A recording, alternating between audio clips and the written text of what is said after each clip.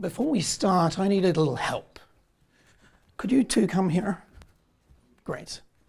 If you could take a dice each and just throw. We see, yeah, go on, have a throw. They're very bouncy dice, so great, that is amazing. We can start, because 6 to start. Thank you very much, that's amazing. These aren't even loaded. So 6 to start, 2 no trumps, knight to c3, some of the great opening lines of the great games that humanity has created. And for me, games are a little bit like stories. We sit around the kitchen table or the campfire, maybe in the early days of humanity, coming up with wonderful games to share with each other. And in a way, I think games, the important thing about games are they are a way of creating a community, about binding us together. But the thing about games, in contrast to stories, is that it's a much more active involvement. A story can make you sad, but playing in a game can make you feel guilty about what you've just done.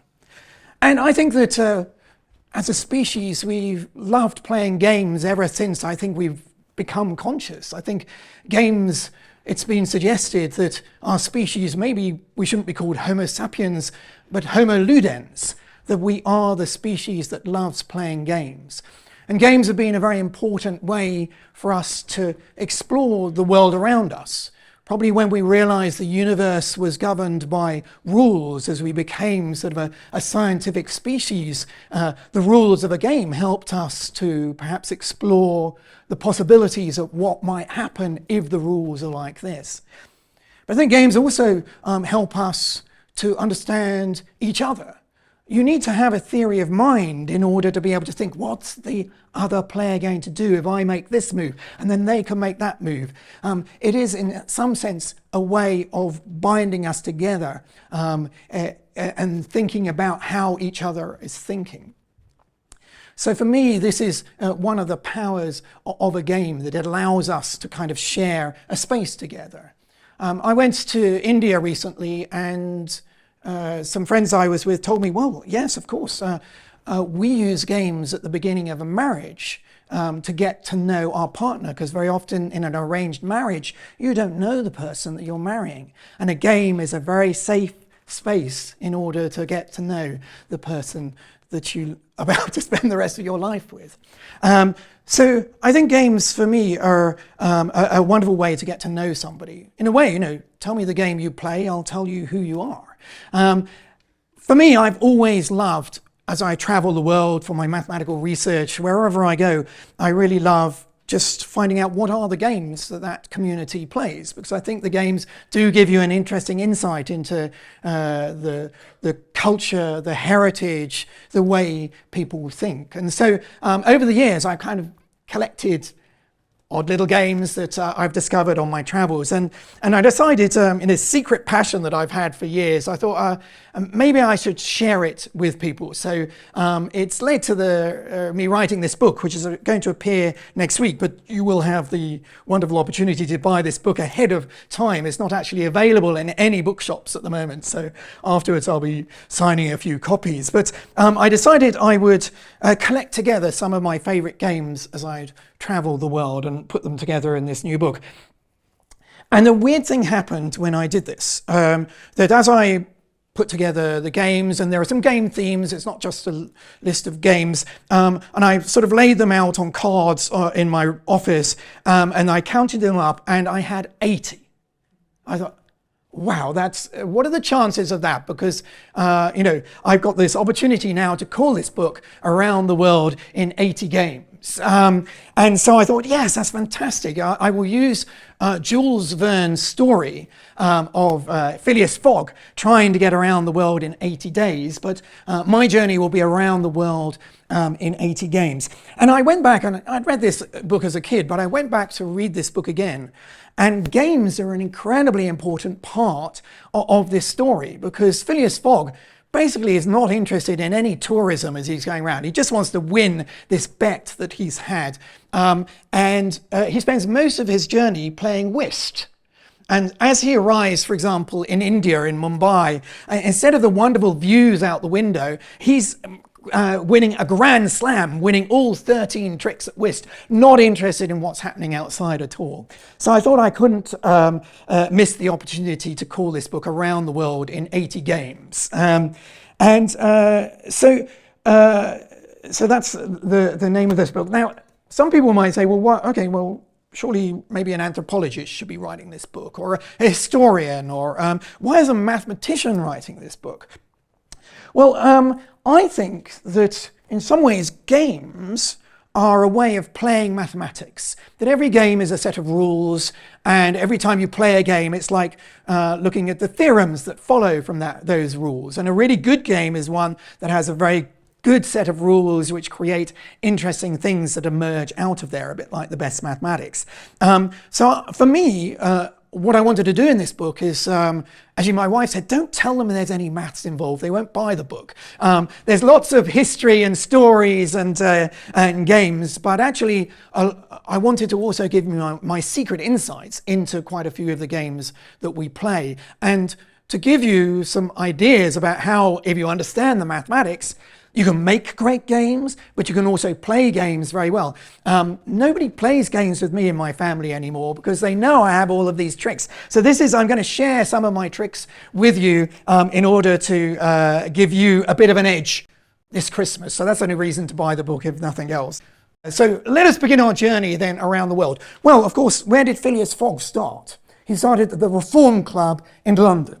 Unfortunately, I once went to a party at the Reform Club and I didn't wear a tie and I got chucked out. So I'm not allowed ever to go to the Reform Club again. So I'm going to start. Oh yes, actually I'm going to start with this. I'm going to, before we set on our journey, we're just going to spend a little bit of time trying to define what a game is.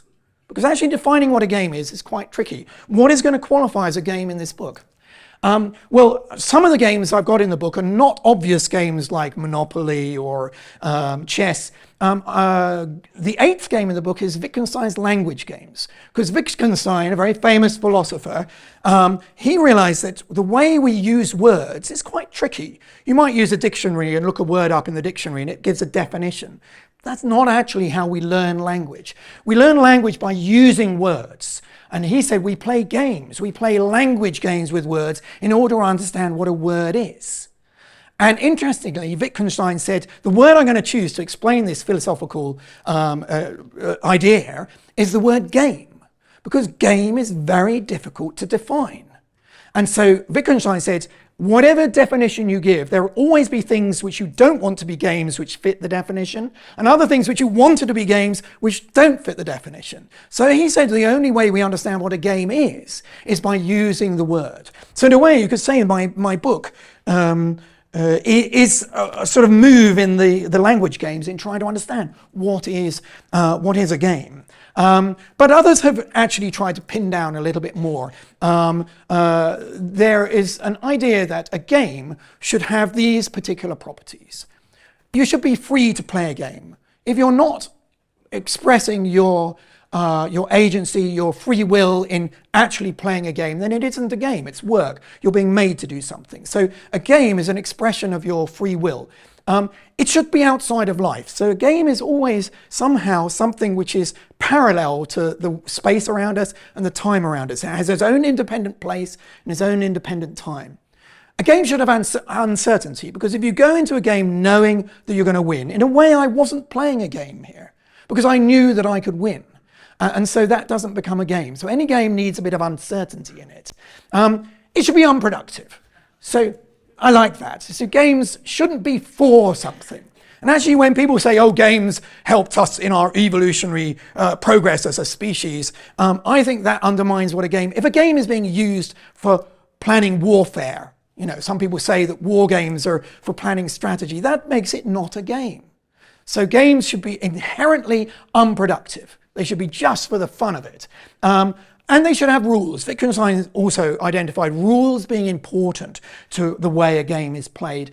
And also that they should have a bit of make-believe. So they should be separate worlds somehow, whatever that means. It doesn't mean it has to be castles and dragons and things like that. So I quite like these kind of properties about trying to pin down what might be a game. This is a definition in a book called The Grasshopper, Game, Life and Utopia. Bernard Sweets believed that when AI is doing all of our jobs, the only thing we'll have left to do is play games. And that will be utopia. That will just be fun and playing games. He actually tried to counter Wittgenstein's belief that you can't define what a game is. And I rather like this definition. Playing a game is a voluntary attempt to overcome unnecessary obstacles. So in a way, you open the box and you go, okay, we're going to have these rules that we can't do this and we can do this. This piece can move like this, but it can't move. And this will be, and then I'm going to try and get to the goal having put up these unnecessary obstacles. So as one reviewer of this book said, this was a kick in the balls to Wittgenstein's idea of language games. And it's rather nice because it's based, the grasshopper, what's the grasshopper about? It's actually based on an Aesop's fable about the grasshopper and the ant. And the grasshopper just parties away the summer, and the ant spends all its time working away, gathering food for the winter. And the ant says to the grasshopper, but you're going to die over the winter, I'm going to survive. And actually, Bernard Sweets his story is about the other side, that actually we should be behaving like the grasshopper, not thinking about the future and piling loads of food together, but we should enjoy life and play games. So I quite like this one. One of the other, I quite like this as well. Roger Caillois wrote one of the big anthropology books on games. A game is a waste of time, energy, ingenuity, skill, and often money. So anyway, fun playing games. So now I'm going to take you on our beginning of our journey. I can't start at the Reform Club because I'm not allowed back in there. So I thought I would start at the British Museum, which is just down the road from the Reform Club. And the British Museum is quite a good place to start because it's got some wonderful games, some of the first games we played in history. And these actually gave rise to one of the games that I put first because I think it is almost the perfect game. Each of you will have a different choice of what you think the perfect game is. But for me, I think the perfect game, which I started my journey with, is actually backgammon. Backgammon is a game, and I think it's got a set of rules, but they're very simple rules. You can explain backgammon to somebody very quickly. Now, you might have thought, oh, he's going to be a mathematician, he'll choose chess or something like that. But actually, I think chess has a problem because if you have a strong player and a weak player, there's no uncertainty. You know who's going to win. So for me, uncertainty means that whoever's playing, there should be a chance that anybody can win. And for me, the fact that there are dice involved in this means that you've got some uncertainty. Even a weak player can win. However, even a strong player can win because you don't want it just to be dice, because that'd be boring. We'll come to another dice game a little later, which I think really is a very unsatisfying game, but has some interesting maths in it. For me, I think you also want some strategy. So you want this perfect balance between a bit of uncertainty and a bit of strategy, such that even if you get bad rolls of the dice, you can still do something about it with good play. So for me, I think also it's such simple rules, but I've played this game so many times, and every time the game is slightly different in its dynamics. So for me, this is a great game, but it also has its origins, and this is the second game in the book, in one of the most ancient games that we have discovered in history. And it's in the British Museum. This is a picture of it. You can actually buy in the gift shop a kind of version of it now. And this is my I didn't steal the one there, actually. And it's so beautiful. If you get, next time you go and find this. It's so this is nearly 5,000 years old. It's called the Royal Game of Ur because it was discovered in the city of Ur. And it's basically a racing game. Some of the very first games were basically like backgammon, where you're racing your pieces around the board, trying to get them off the board. This game as well was quite interesting. One of the interesting things is the dice that were involved, because we've got these cube-shaped dice which we're used to playing with. But in the Royal Game of Ur, actually they used little tetrahedrons. So they're triangular-based pyramids, and they coloured the corners of the pyramids, and you would throw, so there were 8 pyramids inside here, and you would just throw them and count how many coloured corners were pointing up. So interesting that the first dice were not the cubes. And this game, it's thought maybe was part of fortune telling, and very early games, there's a lot of connection between fortune telling and games, and it's thought that the way you go around the board, you're on either side of the board, you enter through the first four on either side, and then you each go along the middle one there. And there's an idea that there are 12 important squares in this, and those 12 may correspond to the signs of the zodiac, for example.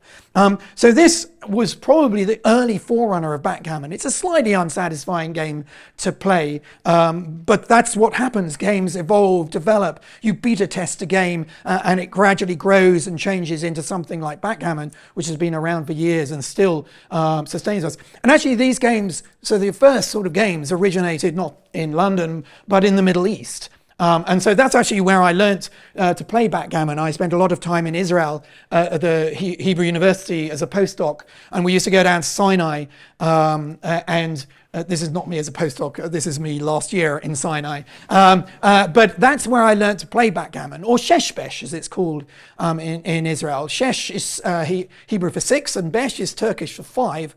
And 6 and 5 is a very good opening move if you can throw that in backgammon. And if you throw that, you shout sheshbesh because you've got a 6 and a 5. But I also quite like the fact that games also are a way, we sat there, Israelis, Palestinians, Arabs, Bedouin, Egyptians, all playing games together. And games are a way of us sharing a space together. So the fact that sheshbesh is a combination of these two languages I quite liked. So I spend a lot of time playing backgammon out there. And for me, one of the other interesting things is I don't generally, there's a dice, funny dice in a backgammon set which has 2, 4, 8, 16, 32, 64 on it. And it's a doubling dice, and it's where you gamble in backgammon. And at any point in the game, somebody can say, okay, I bet I'm going to win this game and I'm going to double the money that we've got staked here. And you either accept and the money gets doubled, or you reject and then the game finishes. And there's a very interesting dynamic about when you should accept the double or not. And it turns out there's a paper which shows that Brownian motion, the way a molecule is bounced around, a piece of pollen is bounced around by the molecules, actually helps us to model this game and decide when you should take a bet or not. So another example of how games have interesting bits of mathematics. Brownian motion is actually a way to analyze this game. Now, for me, what makes a good game? Let me go back to that. So I've mentioned a few properties of what makes a good game. But for me, why I think backgammon is good, it shouldn't finish before it starts. And what I mean by that is you shouldn't know who's going to win because somebody is good at the game. Donald Trump against Garry Kasparov in chess will not be an interesting game. You know who's going to win before you even started. If they were playing snakes and ladders, either of them could win that game. It shouldn't finish before it ends. I think that's also important. As you play a game, you want the fact that anybody right up to the end could win this game. That to me is really important. That is why Monopoly is such a bad game. Because as soon as somebody's got the properties, it's just you grind out for hours after hours bankruptcy of the other players. It's a really bad game. Chance and strategy. So I think there should be this perfect mix between chance and strategy, as I said, which I think backgammon has. Simple rules giving rise to complex outcomes, almost sort of like chaotic in nature. And I think the best games have that quality.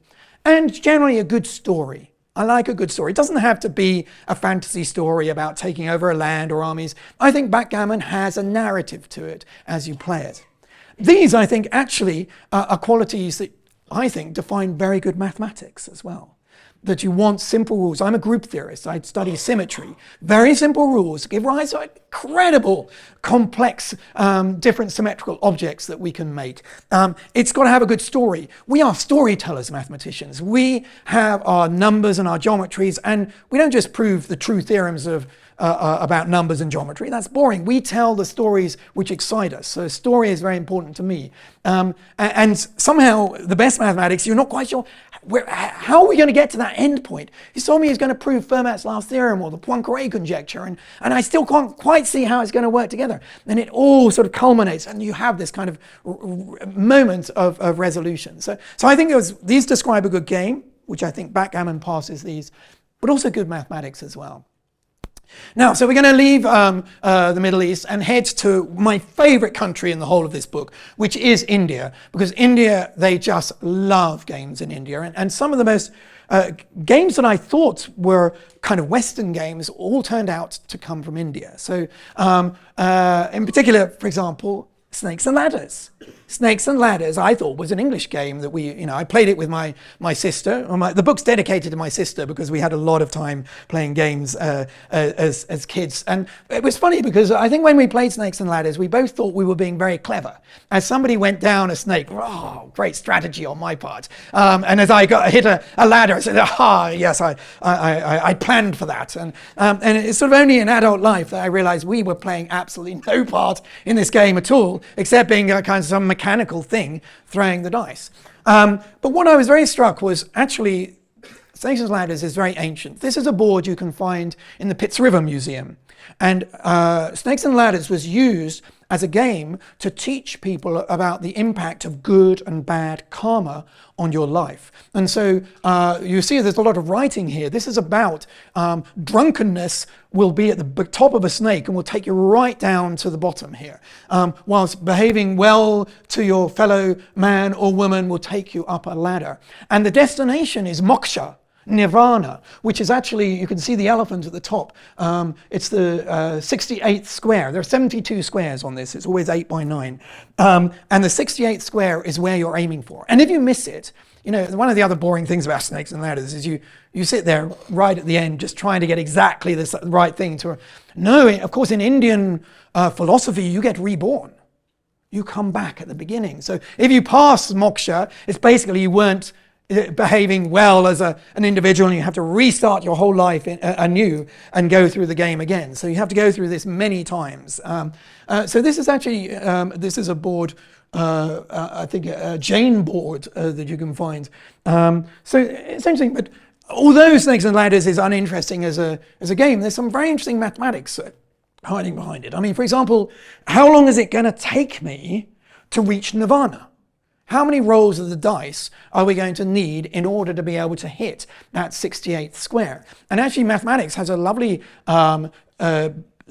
piece of there's a lovely piece of mathematics which helps you to explain the expected number of rolls in order to reach your destination. I made a silly little board here, so it's just got 1 to 9 with a ladder which takes you from 4 to 7 and a snake which takes you from 8 to 2. And what you construct is something called a Markov matrix, which basically says what's the probability if I'm on square 0, so the first row is 0, what's the probability I'm going to get to square 1 or square 2 or square 3? So of course I'm not going to have a row for square 4 because you never are on square 4. That's actually not part of the game. You always go to 7. And 8 also won't be in here because you slide down to 2. But you create this matrix which has the probabilities that if you're on one square, what's the probability I'm going to get to the other square? And using this matrix, there's a lovely piece of mathematics that you can do. Basically, after 2 rolls, I square the matrix. If after 3 rolls, I cube the matrix. And you can use a bit of mathematics to actually work out the expected number of rolls to get to the destination. So in this little mini case here, it turns out 10 rolls of the dice should get you to win this game. But I did the analysis on this board here, and it's something like 73 rolls of the dice. Which is quite a lot, but that's because you're going round and round. You're not staying on the, so it takes a long time. On a classic kind of English board, it's about 25, I think. But something interesting happened because I decided, yeah, if you're making this game, making games is quite tricky because the balance between, well, that's going to take quite a long time to play that game. So what if you took a snake out and made it a bit easier? So I did a little experimenting to see, what's the dynamics of this. So I took a snake out. What happened with this snake was unexpected because the snake you thought would increase the number, but it actually decreased the number. Why? Because the snake was giving you a second chance at, it was this, let me see if there's kind of a little short snake there, but then you actually have the chance to go up a big ladder right up near to moksha again. So this snake was actually helping you. Whilst usually you think snakes are not helping you, this little snake helped you to have another go at the big ladder, and so actually decrease the number of rolls that you would need to get there. Right, I managed to say it correctly now. Sorry. That's kind of interesting. So I don't know what the message for that for karma and things. If you do something bad, actually it can sometimes help you. But anyway, so I was quite struck that the Snakes and Ladders had its origins in India. Snakes and Ladders actually, it is a kind of beautiful metaphor for life, and actually Salman Rushdie used it in Midnight's Children as a kind of metaphor. He wrote, "Implicit in the game is the unchanging two-ness of things, the duality of up against down, good against evil, the solid rationality of ladders, and balances the occult sinuosities of the serpent. In the opposition of staircase and cobra, we can see metaphorically all conceivable oppositions, alpha against omega, father against mother."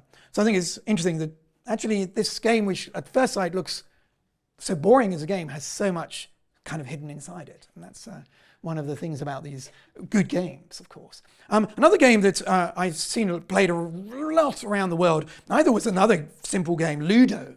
Ludo as well has its origins in India, although they have a much more complicated board. I found this cloth board when I visited Delhi this summer, and people even constructed these boards in their palaces. So Akbar had this, in the 16th century, would have women that would be used as counters, and they would sit in the middle and throw them, and the women would have to move around. He actually used games. He was quite a Mughal leader, but he used games actually to try and bring the whole of society together, whether Muslim or Hindu or Jain or whatever. Well, of course, there's one game which chess, which we now believe has its origins in India as well. So there's somebody did a very interesting sort of almost an analysis, biological species analysis of all the different versions of games which took it back to its origins in India. But when it was first played, I discovered some curious things about chess. So it wasn't a two-player game, but it turns out it was originally a four-player game. Which kind of makes sense because, your army has two rooks, two knights, two bishops. And what would you do would be to capture somebody else's army, and then you would make it part of your own. But then they decided they would just make it like a two-player game where you had two armies together. Not only that, dice were originally used in India to play chess. And so you'd roll a dice, and that would determine which piece you were allowed to move. And then dice were banned because gambling was banned. And they said, well, how are we going to play this game? Oh, well, I suppose we could just not use the dice. And you can choose which piece you play. And then suddenly the game takes on a pure strategy role, and it is not involved with the dice. And it's curious that dice have become a very important part of Indian culture.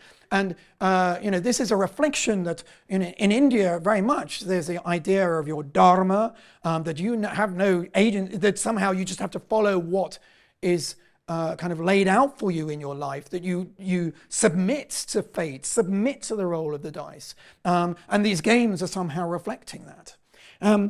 The other, I've talked quite a lot about board games. The other important games that we play a lot are card games, of course.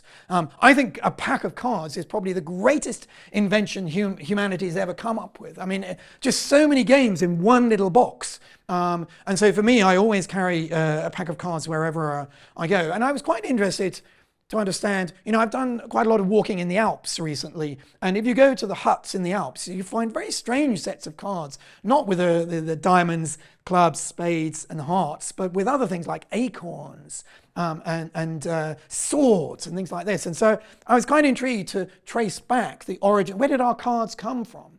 And again, India seems to be one of the places where perhaps cards started. And I discovered these beautiful cards. They're called Ganjiva cards. I've got a set here, and you can come and have a look at them afterwards. First of all, they're circular, which is quite surprising.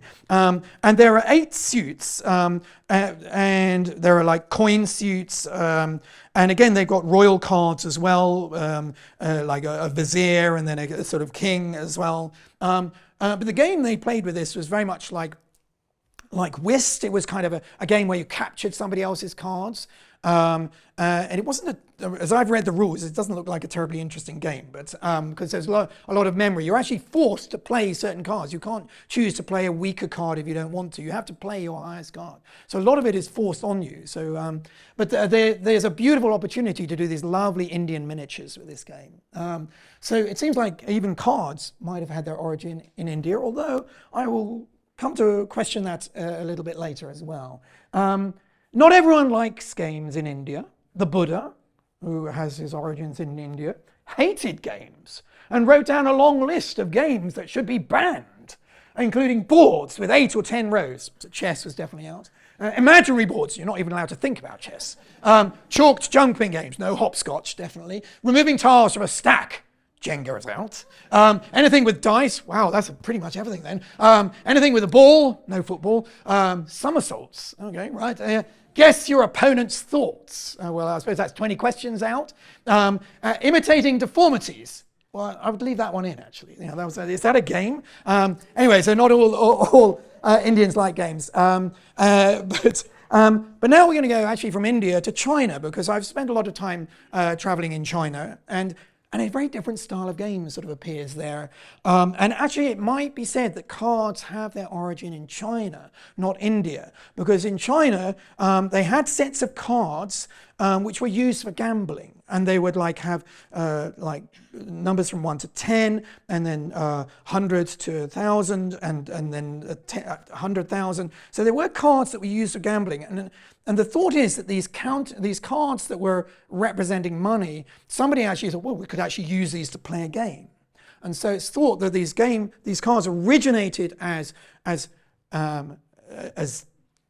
tokens in another game, but then people started to think about playing with these cards on their own. And then they moved to India, and that's when they get these royal cards added. And maybe it's a sort of idea, well, we've got chess where we've got a king and a vizier. It wasn't the queen at that stage. And so they added these extra cards, which are the kind of court cards, then get added to those. So there's some thought that maybe these cards originated in China.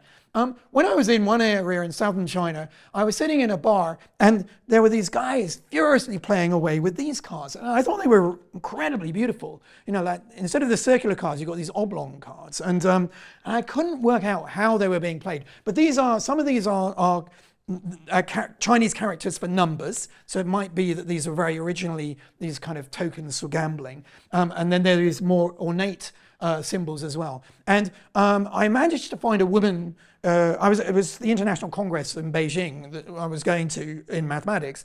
But there was a woman there was only one woman I could find who spoke English in this village. And I sat her down and said, could you explain what the rules are? Because it looks so complicated. I still have the bit of paper which she wrote on, which is kind of a rather... But what was interesting is, as she explained the rules of the game, I realized, I know this game. Basically, it was rummy. They were collecting cards as they were playing. And in a way, this was a kind of poor man's version of another game which is quite like rummy, which is mahjong. Mahjong are these tiles. Mahjong is a beautiful game, but it's a collecting game. You collect tiles and runs, a bit like rummy, or you can have these amazing collections with special names where you collect the dragons and the winds and things like this. But this was a kind of like... This is quite a big box. I have a mahjong box that I brought back. This is almost like a handy version of kind of mahjong.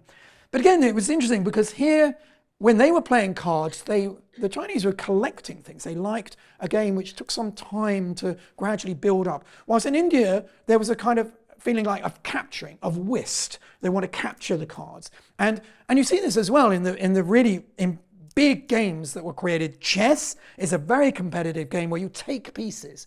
The game that is comparable to chess in China and Japan and Korea, for example, is Go. Go, you gradually build up territory and you surround territory. So it's interesting, there's different styles of games that people like. Pure strategy here, no dice involved, no luck at all.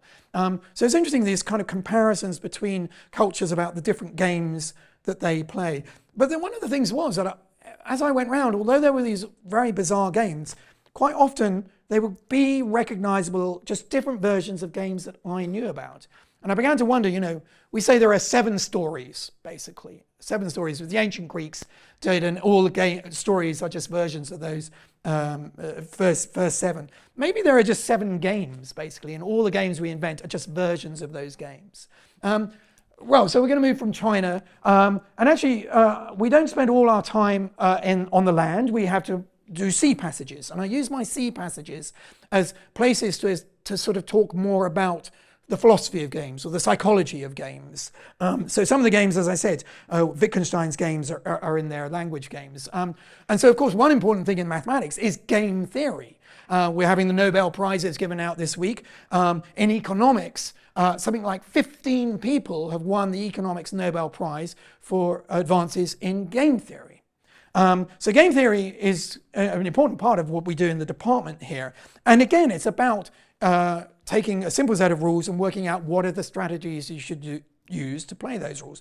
But very often in game theory, you're interested in games which we sort of play in real life.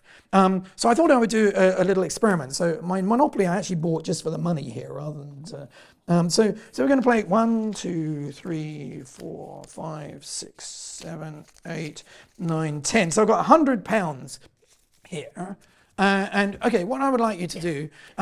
£100, so you're going to play with this woman here, okay? So the rule of this game is that you're allowed to divide this £100 between the two of you, okay? And you can just decide to give her how much you want. She then decides, okay, yeah, I'm happy with that offer, and we're going to take it. If she rejects it, neither of you get any money, and I get the money back, okay? So have a think, how would you want to divide that? This is called the ultimatum game. You probably heard of the prisoner's dilemma, for example, that's in there. But I quite like this one. So how much are you going to give?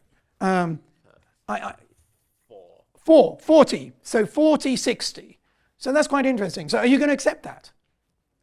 Yeah. You are? Interesting. Okay, but he got like 20 more. Why are you accepting it? Neither of you. So you'd rather have the 40. Okay, yeah. But, game theoretically, I think this guy's, quite nice, actually. That's quite generous. Because your strategy is like, yeah, well, frankly, you would get nothing. So what if he gave you 10 and you gave 90? Would you accept that? Because you're not going to get anything. It's 10 quid. 10 quid. You would accept 10 quid. Okay, all right. What about if he just gave you 1? Okay. Well, how would you feel about that? He's keeping 99 and you're getting 1. Are you going to accept that? Yeah. Oh my gosh. Very, very interesting. This is a very poor student. He was £1. I can go down and get. Yes, I probably. Well, that's very interesting because a lot of people just feel like, you know what? £1 isn't worth it. He's getting away with 99. Bugger him, I'm going to reject that. So the game theoretic argument is that, yeah, you should accept whatever because you're going to get nothing or something, so you should accept. But the interesting thing is when people play this game, most of the time, there's a threshold. 40 was pretty generous. So you were probably thinking, okay, I've got to give her enough to vote for this. If I, really disrespect her, she's not going to accept and I won't get anywhere. So I think you played quite a good game by giving her 40 and keeping 60. You said, I've got the money here, but I'm going to give you something. So, it's very interesting, again, the difference between cultures. Some cultures will do a 50-50 split because they do not want to be known as somebody who is, but others will say, no, well, I can get away with 1. But most of the time you cannot get away with 1. And there seems to be a kind of like sweet spot. Where is that sweet spot where so somebody says, I'll accept it. I'm feeling a bit miffed that they're getting away with a lot more than this. And it turns out mathematically, there's a very nice number involved in where the kind of perfect place is. Because it turns out the golden ratio very often is the sweet spot. So what is the golden ratio? Well, it comes up in art and nature, perfect proportions. But this is, the golden ratio is, you think about a rectangle with a long side A and short side B. And the rectangle is in the golden ratio if the ratio of A to B is the same as A plus B to A. So the sum of them, here it says it here. So the sum of them, the sum of them should be in the ratio to the ratio of that to the longest one should be the same as the longest one to the shortest one. Why is this important in the golden ratio, in this ultimatum game?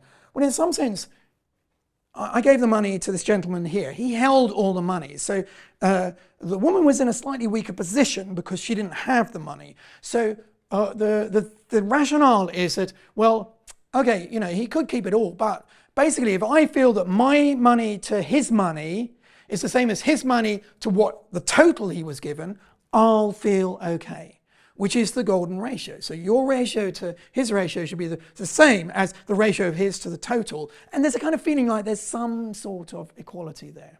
So it's interesting, you know, the golden ratio coming up in this little game. So there's also kind of other stories in the game, in the book, of the psychology of game and things like that, in these sea passages as I go between the continents. I'll do a quick little story about, you know, everyone's default game of choice at Christmas is Monopoly. It's such a miserable game. But if you are going to play Monopoly, we have Pokemon Monopoly. Actually, Pokemon is one of the games in the book because Pokemon cards are fantastic. Let me just give you a little bit of advice, mathematical advice on which properties you should buy. What is the most visited square on the Monopoly board? It's jail, because there are so many ways to go to jail. You know, if you throw a double in Monopoly, you get to go again. And if you throw another one, you get to go again. And if you throw another one, you get punished, which is really unfair. You get sent to jail. So 3 doubles sends you to jail. You can visit jail. Jail on the other side sends you to jail. You can take a community chest card and it can send you to jail. So actually you're 3 more times likely to end up on the jail square. But you can't buy jail. That's not very interesting. But where do people go from jail? Well, let's throw these and see what's... we got a double 6 before. This time I've got a 5 and a 1. 5 and a 1 is a very common score with 2 dice. The most popular is 7, and 6 and 8 are also there, because there are so many ways to get a 6. I got a 5 and a 1, I could get a 2 and a 4, a 3 and a 3, a 4 and a 2, and a 5 and a 1. So once somebody's in jail or on the jail square, they're most likely to throw a 6, 7, or 8 out of jail, which is going to end them up in the orange property. So my advice for you this Christmas is buy all the orange property if you can, and then everyone's just after jail is going to be visiting you and you cash in. But honestly, this is the most boring game ever. In the book, I talk about some students in America who just found that the game just never finished. But then the bank got gutted of money, and they were like, what do we do now? There's nothing in the instructions. So they contacted the games company, and the games company sent a security van around full of Monopoly money to say, you must not, the bank cannot go bankrupt, you must. So they carried on. They're in the Guinness Book of Records for the longest game of Monopoly ever, which they basically just said, oh, this was so boring. After 5 days, they just stopped. It hadn't actually been finished. On the other hand, you will also find the fastest game of Monopoly, which takes 21 seconds. And I've written the instructions for how to win the game of Monopoly in 21 seconds, which is in the book as well. There's basically a sequence where you can bankrupt somebody very quickly using doubles and getting on certain things. So, but the chances of that happening are pretty much 0. Anyway, we're going to move from Monopoly. So North America has some other wonderful games, but I'm going to move to Europe. We've got a short while left. Because Europe really is just the center of gaming in the current age. One of my favorite games is Risk. Yes, I can see. It's interesting because a lot of games are war games. Very interesting, war games. And Risk is one of those where you basically try and take over the world. There's a little bit of advice about how to play Risk. You know, there's kind of idea, which continent is it best to try and occupy? Which is the one, you know, do you want to be down in Australia? But there's not many. So I did a little analysis. The topology is very helpful. You want to know how the countries are connected together. So this is the real map of Risk, not the map you've got in the board. And actually, it turns out that where you want to occupy is America, which is quite unusual because you think it's Europe, but Europe has many connections. You can get attacked and Europe can suddenly disappear as a continent that you occupy. America turns out to be the good one. And there was an interesting thought, you know, should you defend? Is it better to defend or attack in Risk? Basically, you're using dice to make the decision. The attacker has 3 dice very often and the defender 2. Originally, it was thought it was better to defend, but recently we've understood that the analysis didn't realize that in probability you need to work out whether things are dependent or independent. And it turns out when you're comparing dice, there's a dependency, which means that now if you're playing Risk, it's better to attack. You'll be more likely to win this game if you attack. But that's a change. Over the last few years, we've realized that there was a mistake in the mathematics of the original defending is better because they thought the dice were somehow independent when they're not. But one of the things that's interesting is with all of these war games, Germany had a problem because Germany banned any games that involved war after the Second World War. They didn't want to celebrate war. And so games kind of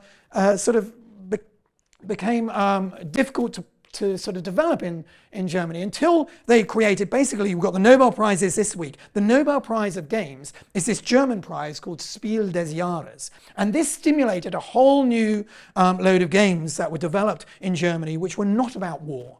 And one of the most popular ones is Catan. For me, I think this is, backgammon is one of the most perfect ancient games. This, I think, represents one of the most perfect modern games. And I think many people, I did a radio show on Radio 5, and we did a section on what's the best game, and everyone phoned in about saying Catan.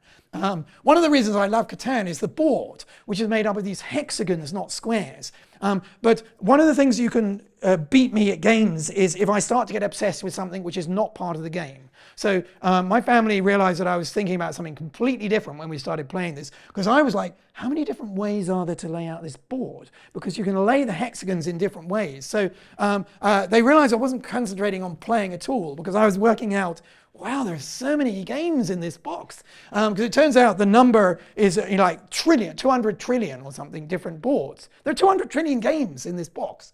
And if the dinosaurs had started playing Catan every night, they still wouldn't have got anywhere near the number of boards that are actually in this game. So that's nice. The game changes every time you play.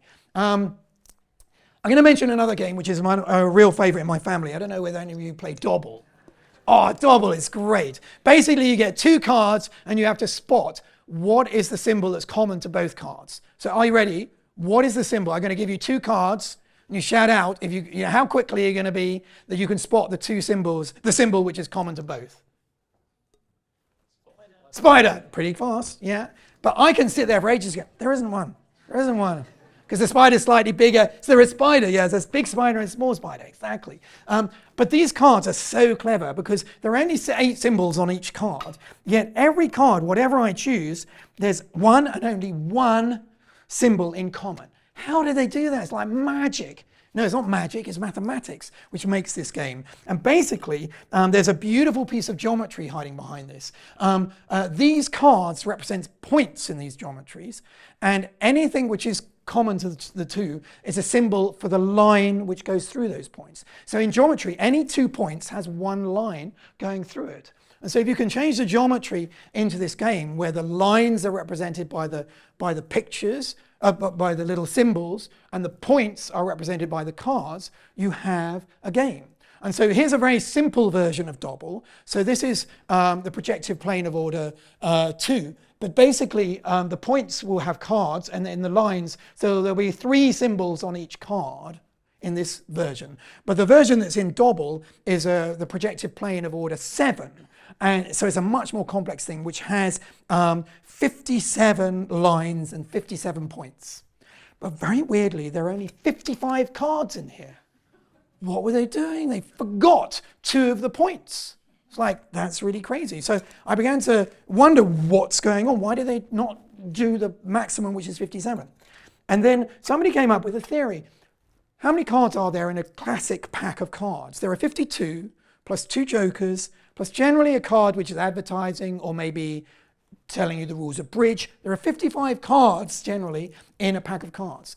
So the thought is that when they manufactured Dobble, basically they took a machine which punched out 55 cards, 5 by 11, and they said, okay, well, we've got to sacrifice 2.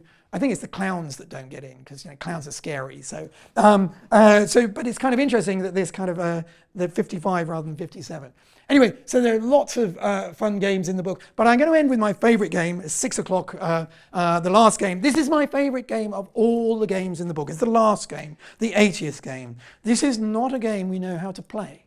This is called the Glass Bead Game. It's by a German novelist called Hermann Hesse. And I read this book when I was a student here in Oxford. And I was like, wow, it's a game that these monks kind of, they disappear from society and they spend their time playing this game, which is somehow a culmination of history and geography and culture and mathematics and music. And to play the game, you have to bring all of these ideas together in this wonderful synthesis. And I thought, that is just such a beautiful game. I want to play that game. So in some sense, all the things that, I mean, Daryl mentioned all the things I love doing: music, theatre, mathematics, writing the books that I do, playing games. In a way, ever since I read this book as a student, I've been trying to play the glass bead game. So for me, this is the game that I love most of all of the books. I reread this book just recently to write this book, and I got a bit of a shock. Because halfway, I remember this being just ideal, like, I want to escape to that monastery and play the glass bead game. It's why I ended up as a professor in Oxford in New College. It's kind of my version of this. But actually, halfway through the book, the Magi Ludora, he's the kind of head of this the gaming monastery, suddenly leaves the monastery. It isn't enough for him. And I forgot this. I completely forgot this moment, that he goes away and he basically joins society and is kind of like a nobody in this society. But for him, somehow the games weren't enough. And I think that is important. At some point, we have to put the pieces back inside the box, close the game, and return to life. And now I'll leave you to return to life. Thank you.